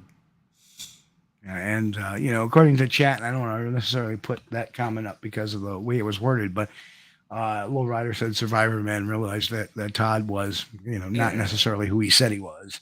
And that's agreed. And, I've talked to people that have been out on expedition with him that have contacted me after the fact, and very reputable people. One particular gentleman was from Arizona and was a retired fire captain. And I won't mention his name yet unless I have him on the show. But he paid Todd $3,000 for an expedition. And that didn't get him a hotel. It didn't get him grand dining. That got him sleeping on a cot in one of his spare bedrooms at the time. It did nothing but talk about tree breaks and, see this is Sasquatch. And look at this tree break over here. And that's a Sasquatch. Never saw a print, never heard anything, never experienced anything, and just had a pretty lousy time of it. And that was $3,000. And anybody that charges $3,000 for a Bigfoot expedition and gives you virtually nothing, that's pretty bad. And, think about that. All you have to do that is about 5 or 10 times a year, and they paid him $3,000 American. So it's not even Canadian dollars. So you got to kind of look at all of that information very carefully. So that's what, though, you got to give him credit. I mean, he puts a lot of work into his hoaxes. Well, here's the thing. You got to understand, Todd, before all this, had a production company called Outstanding Productions. Yes. And his, people will say, well, his wife was a makeup artist. Well, she was a cosmetic makeup artist. So let's not exactly the same. Yeah. Definitely not the same thing. It's not like a Bill Munns or a anybody like that. So that just totally different thing. And he's no longer with Louise. He is now a single man. And that may explain why that, like you had that one kid that YouTuber that went out with him that time that found the gorilla hand. Yeah. The gorilla gloves or the Sasquatch gloves in the back of his truck, right, which coincidentally coincided with his video of the Bigfoot hand taking the apple, which from what I understand was a particular individual who thought he was videoing it just to test to see if it could be faked. Turns out it ended up in the video as the real thing. Oh. You know what I'm saying? So, and that comes from that source as well.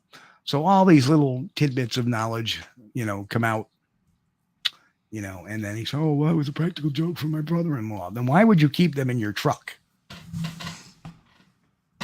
Why? Yeah. Gorilla Your gloves. hands get cold, so you put on gorilla gloves? Come on. Oh, here's one. The random Canuck. No, Chris, no hoaxer should be given any credit. Well, I mean, he did put some welcome, effort into those. Let me just say, the random Canuck, welcome. Welcome. It's good to see you. But he did put some, you got to admit, he did put some effort into his fakeries. It's not like he took a $39.95 Halloween gorilla suit. Oh, we're not disagreeing with you at all. No, that's why he's at the top of the deck here, Mr. Todd Standing. All his lawsuits were based upon the government violating his civil rights. A lot of people think he was trying to make Bigfoot a real item. He was trying to protect his civil rights. Well, the Canadian government's denying the existence of these creatures. Basically, if you read the paperwork, it's because, and they're impeding on my belief and my right to believe in Bigfoot is real. That violates my constitutional rights under Canadian law. Oh boy. That's why it got tossed, because of those kind of like far-stretching, out there type of legal arguments. And the funny thing is, Claudia Ackley a few years ago was trying to seek from California recognition of the creature and taking them through the courts. And then all of a sudden she enlisted the help of Todd Standing. Why, I don't know. Claudia, you knew better, or you should have known better. She employed his help. Why, I don't know, because he wasn't very successful what he was doing. And shortly thereafter, the whole thing got dropped. Yeah, it never did go to court. So, of course, Todd Standing wanted in on it because it puts his name in the press and it gives him more names. Yes. People buy his documentaries.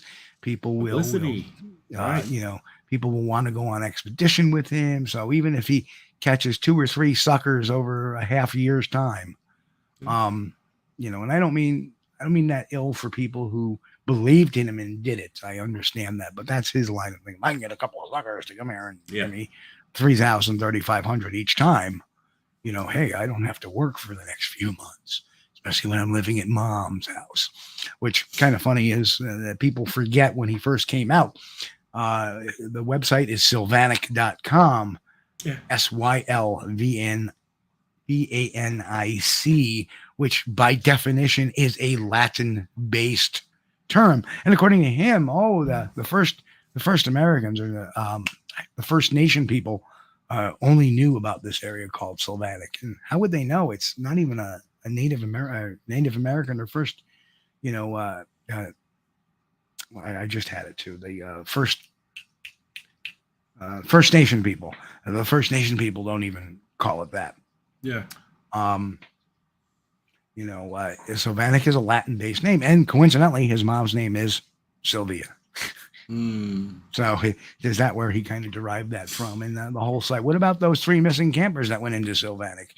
We never heard about them again.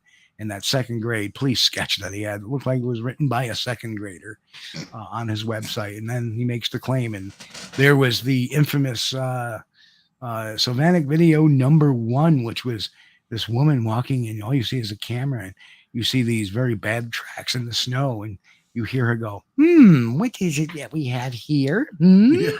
And then you see this tree start shaking. And the tree shakes, and then the video cuts out.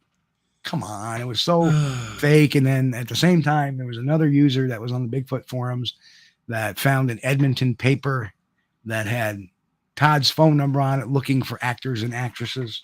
Yes. Mm-hmm. So all of that. And then it turns out that he has this production company, and for a while it was kind of funny because I was looking at his production company, credits, and he was doing commercials about strip clubs. Yeah. So it was really, really some weird stuff on his Facebook page at the time, him in a gladiator suit, really like, whoa, stuff you can't unsee, unfortunately. I think he was had a production company, and he thought the way to make some decent change. Well, he was looking with Bigfoot. At the time, he was looking for a Blair Witch type of film. that found footage film. And that's what he was building that site for. Hey, there's these 3 missing hikers. And now all of a sudden you have some actors and actresses come out and you're filming them walking with the footprints in the snow and a Bigfoot going, oh, here's a tree, and then the film cuts off. Come on. Yeah. I remember that somebody was over there inside the tree line there shaking the branch because the snow was falling off and stuff. It was hilarious. It was a very elementary attempt. Oh, Mr. Lee 3PO is in the house. Hello, Mr. Lee 3PO. Good to see you again this evening, sir.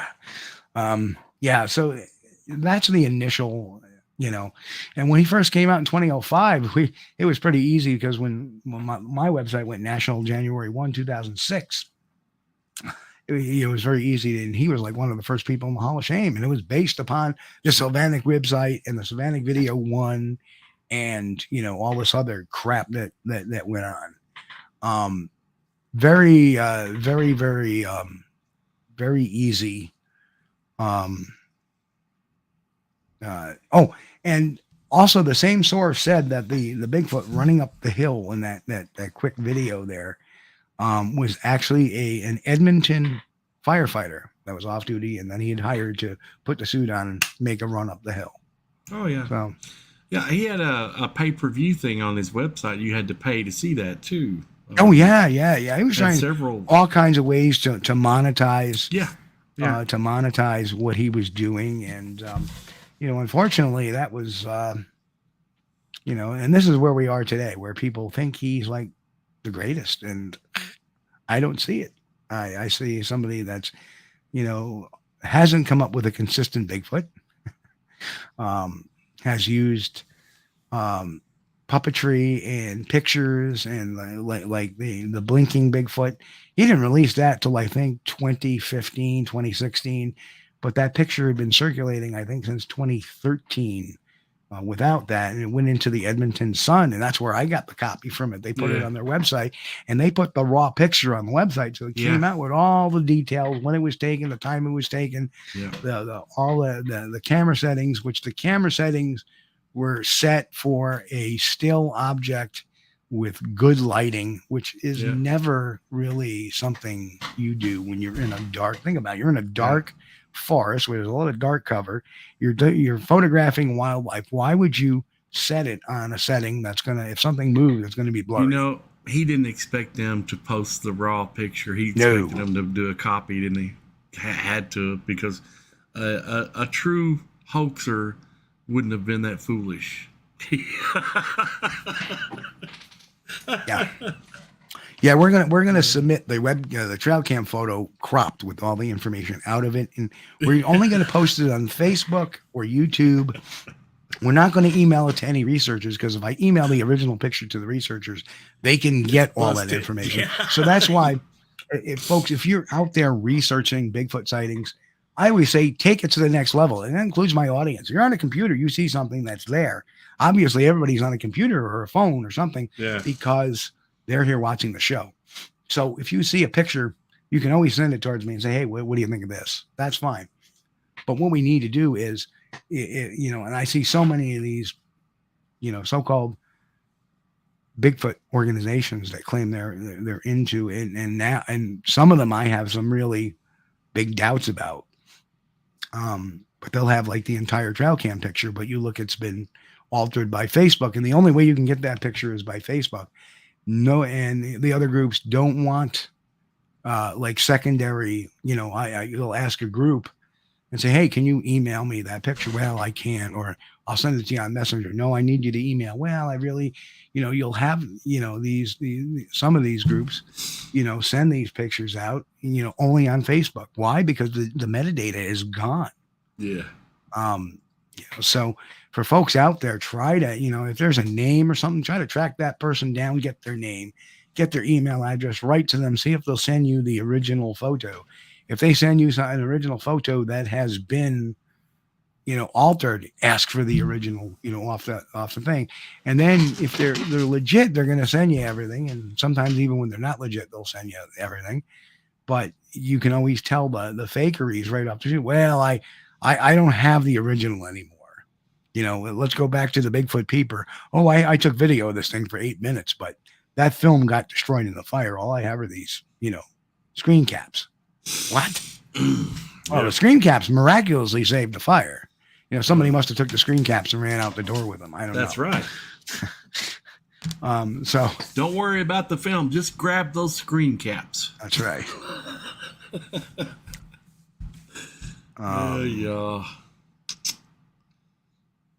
What are our thoughts on the new zoo trail cam photo that's been floating around the last few weeks? Not impressed. Not impressed. There's only one trail camera picture. That's an issue. If this was in a zoo, why is that trail camera not set at a burst? That's the most typical question I would ask. What were the camera settings? How about sending us the real camera photo? Let's post the raw image up there so we can save it and get the metadata from it. But we haven't seen anybody that can produce the original photo, only what's been passed around in the press and passed around Facebook. Yeah, I did.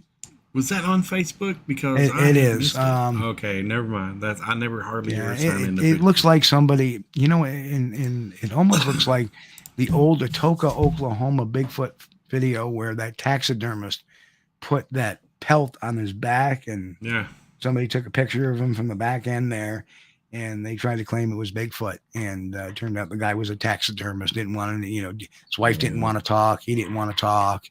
Yeah. I was down there.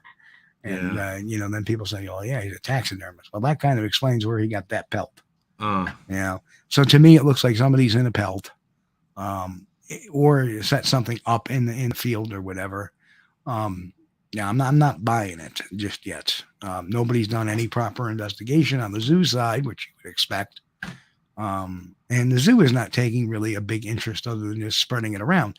So what is it? It could be just that the zoo is wants a little more foot traffic through the zoo, or maybe it's some yuts that wants to just get a little internet fame. I don't know, but that does not look anything like a cryptid or a Sasquatch to me. It looks like a person holding something over their head, trying to make it look like they're something that they're not. But wow. Well, I missed it. I didn't see it. I guess I need to start signing into Facebook every now and then and look around. Raptor Crazy said he just remembers. You're very certainly welcome. Raptor Crazy says, I do remember the strip club videos talking about Todd standing. It wasn't on YouTube very long now. They weren't. It was pretty bad. I guess, you're going to take the work you can get. Maybe, who knows? Maybe Todd was in the strip club all the time. Hey, I got a production company. Want me to do a film? Sure. I can't say that for sure, though. Oh, man.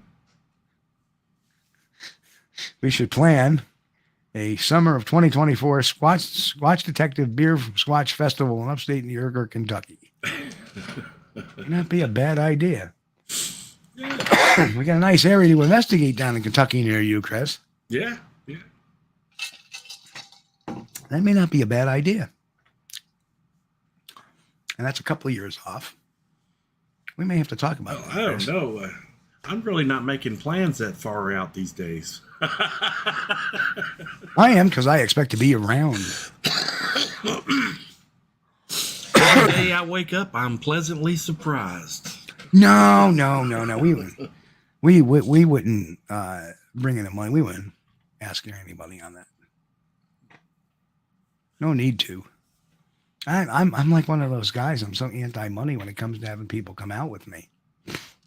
And I don't knock the people that charge a reasonable rate, or you're having a big expedition and you're charging $50 a head or 20 or $35 a head, and you're like Charlie Raymond's expedition, the KBRO. They were charging, but man, you got fed every day, and they have quite the encampment setup to feed people. Yeah. And that was more or less.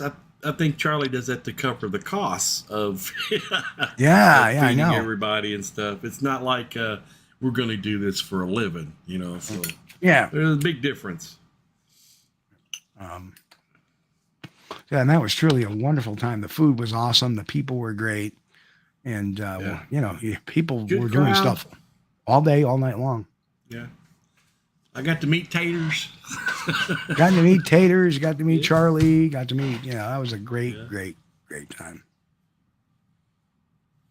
You know, well, even Life as a Flyway said, so maybe, you know, maybe we should plan a 2024 Squatch-D TV event. Well, that would be cool. We got plenty of places to go here. Yeah. Not a bad idea. Okay. And now you got me thinking. Good camping and or motels if you prefer a soft bed, you know. You know, you don't have to, if you want to get out and go Bigfooting in Kentucky, you don't have to, you know, sleep on the ground and stuff. I mean, you're perfectly capable of doing some Bigfoot research out in the woods and then drive back a few miles to the motel room, get cleaned up, you know, have a nice hot meal. Yeah, see, Girly Bigfooter is trying to say host in upstate New York. Yeah, but you know, Kentucky's kind of a central location. So I'd like to cater, you know, maybe we'll do one up north, one down south. Who knows? That would be cool. But that We'll would do be one in the idea. spring and one in the fall. Yeah. I'll tell you what, early spring in Kentucky, hey, that's it. That's from March, the beginning of March up. Yeah, that's when everything starts waking up around here. Yeah, so that definitely is something doable. That would be a lot of fun. Mm-hmm. I'm going to put our makes sense for me to get a defibrillator. That wouldn't be a bad idea, Mick. Oh man. Yeah, and looks like Mike is chiming in.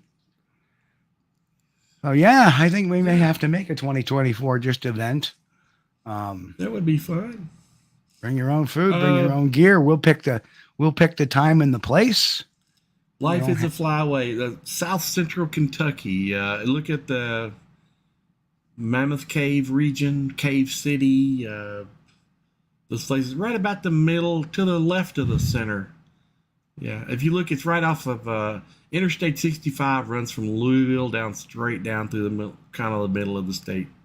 And so it's pretty close to Interstate 65. It's really handy. Ken Gerhard posted about that trail cam photo, said if not fake, it's an illusionary effect. I agree 100%. So I love Ken because him and I really cut of the same kind of skeptical thinking type of thing. Yeah, I like the way Ken thinks. I do. He's got a good mind. And his show was wonderful when they did the Alaska show.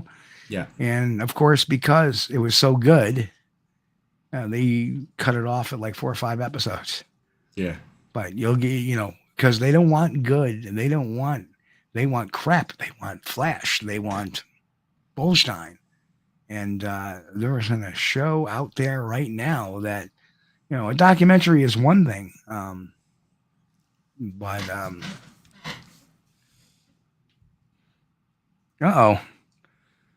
I think you need I think it's the beer, Joe. Joe says, I think Steve is ignoring me. Or maybe it's the beer. No. I think it's the beer. I haven't seen a comment in Joe in a while. Oh. Have you? Look up. He's probably running in a different chat room. And people are like, what the hell is he talking about? He says, he's like in a grandmother's knitting chat room saying, hey, we have one. I'm doing one next year. Is that here? Oh. Oh. Colonel Tack. You got to wear the bucket on your head. Do you make fried chicken, dude? No. The title of Kentucky Colonel is honorary, and it's not given out to those people who make fried chicken. It's for those people who go above and beyond of helping other people and the community. Like giving away fried chicken. Yeah. And if Mike is a Kentucky Colonel, then that means he's very, very community oriented. means he's a good guy. That's what it means, really. But we're not going to tell nobody that, don't we? Oh, man. There is some good chatter going on. I thought, Joe says he's doing one here next year. Well, I'll be there then. That's not okay. Yeah. Never I have to, it takes me a while. I may have to, maybe a few days to get there because I don't travel well anymore. But oh yeah, please, boots on the ground. Yeah, we can have a lot of fun at a and we can actually we can do a lot of fun if we have a Squatch-D TV event. Yeah, get some pictures of our fans, and we can do all kinds of fun stuff, and we can milk that videos and those pictures for months. Oh, geez. 3 months later, hey, we're going to go back and review what we did 3 months ago. You know what? There would probably be so many good memories made. It would be something you could reflect on for years to come. Yeah, I mean, I always enjoy meeting people, especially like-minded people like our audience is. And, we love you guys. We're so proud of you. So many good questions and good minds. It just shows, Absolutely. You could tell the questions and pop right into the topics or jump on something else. Boom, boom, boom. You guys are sharp.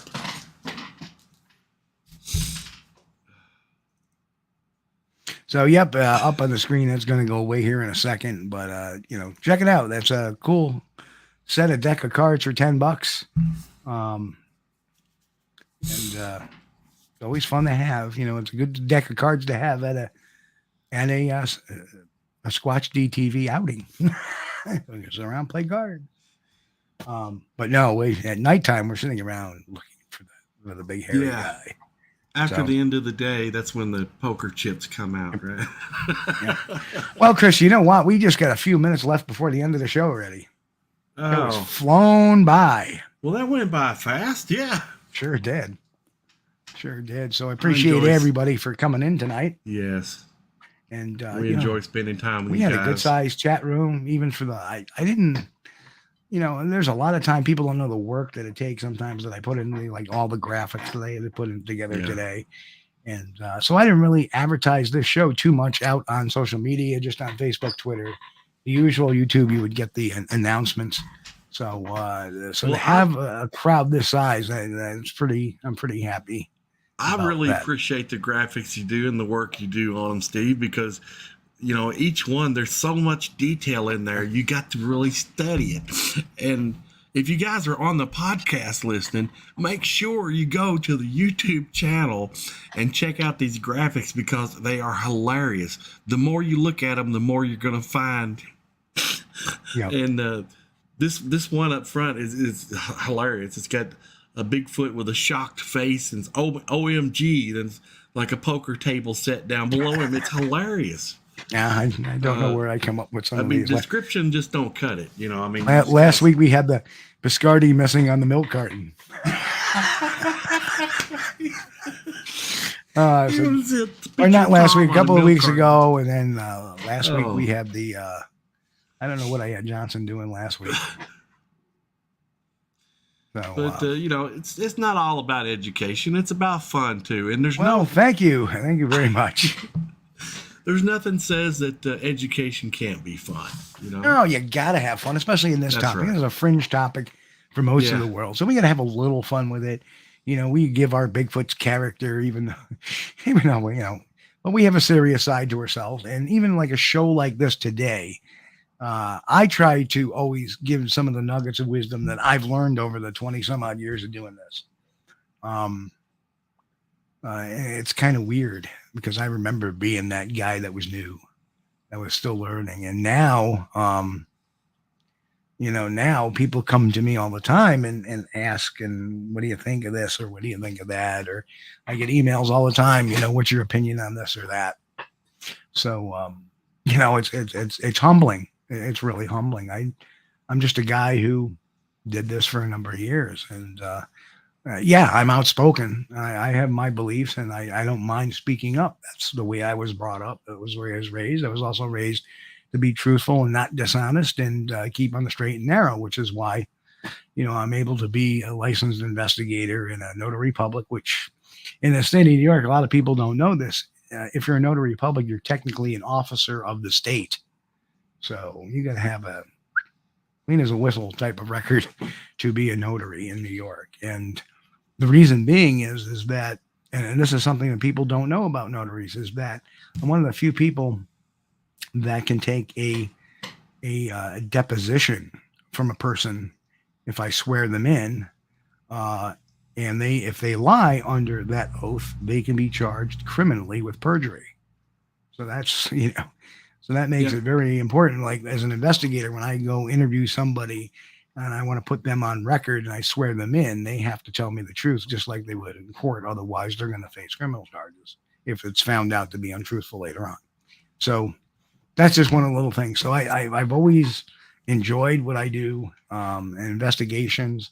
And I have a lot of other interest, investigative types of interest aside from the Bigfoot mystery now, because I've grown in my investigative roles over the years. But I always come back to Bigfoot, and I always like getting out there, and I always, if you ever know me, I'm always watching a documentary. I'm always learning, and I'm always, reading. So, I'll read, I listen to Audible, I watch documentaries, and unfortunately there hasn't been a lot of great Bigfoot stuff out there lately. So I try to find those documentaries. I got to watch that new Bigfoot documentary. I think it's called The Flash of Beauty or something like that. There's a new Bigfoot documentary. Of course, we're all looking forward to Jay Bachochin's Finding Jay Part 2. Yeah, I want to see Jay's. Yeah, Jay's is going to be awesome. Some of the stuff. Now, when that comes out, I think a week or two afterwards, we'll have Jay on. I'll have Jay send me a couple of clips from the show, hopefully not with music. Silent clips. And then maybe we can discuss, and I can have a real rational decision, because Jay's videos have spawned me in a whole nother direction of explaining scientifically what may be going on to some of these supernatural or paranormal type of Bigfoot experiences.